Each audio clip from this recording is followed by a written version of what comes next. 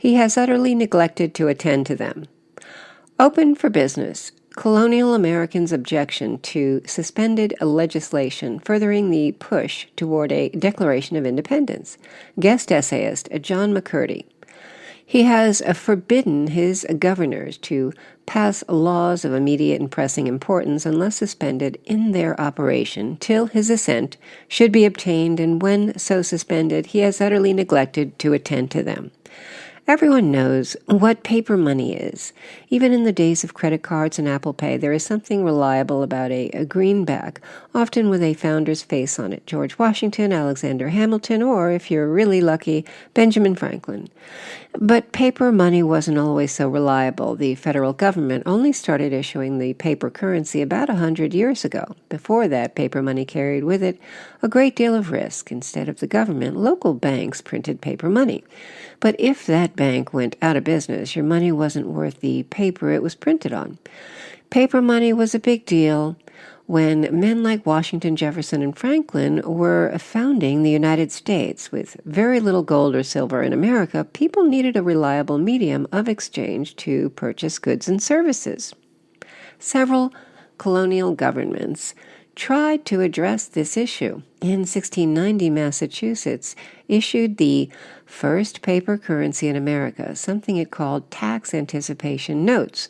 These notes could be used as money. A merchant would accept them in exchange for kettles or Bibles because that merchant knew that the colony of Massachusetts was guaranteeing the value of the notes.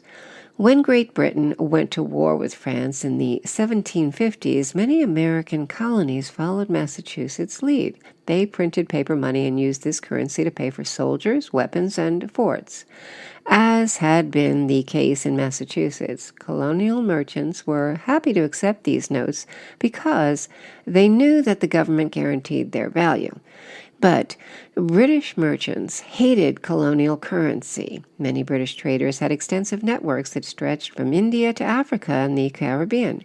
In such global trade, they did not trust paper money from Massachusetts or elsewhere in America. As a result, they pressured the British government to prohibit the colonies from printing their own money. In 1764, Parliament passed the Currency Act and did just that.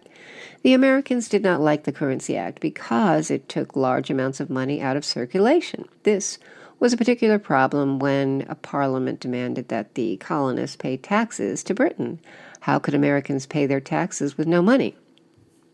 In 1765, Parliament passed a law requiring the colonists to pay for British soldiers stationed in North America. People living in New York especially hated this new law, so they came up with a compromise. What if they agreed to pay the soldiers with paper money?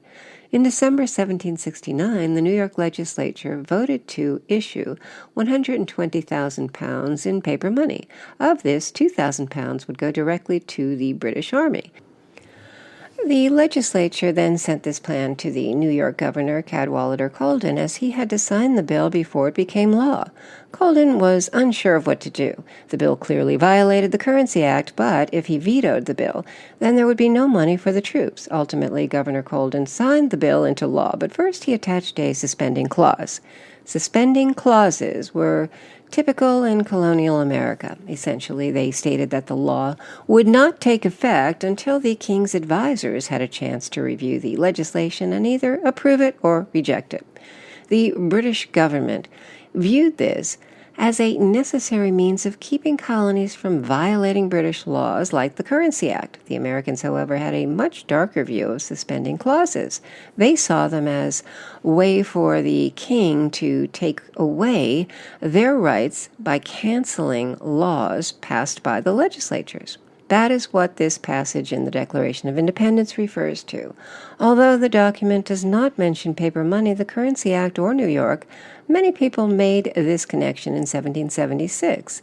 The charge condemns King George III for not allowing the colonial governors from simply passing or vetoing laws. Also, not stated is the implication that Americans would be better off choosing their own governors who could make their own judgment about bills passed by the legislature without looking to England for advice. In the case of the New York paper money law, the king's advisors allowed the colony to print its own currency. However, this money could only be used by the government to pay for things like supplying soldiers. This left a lot of Americans unhappy and moved them toward independence 6 years later. Nearly 250 years later, we have forgotten this part of the Declaration of Independence, but the issue of money continues to be important. Appropriately, it is the nation that the Declaration of Independence created that guarantees that our Benjamins are worth $100. John G. McCurdy is professor of history at Eastern Michigan University. He is the author of Quarters, The Accommodation of the British Army and the Coming of the American Revolution. He regularly teaches courses on early American history.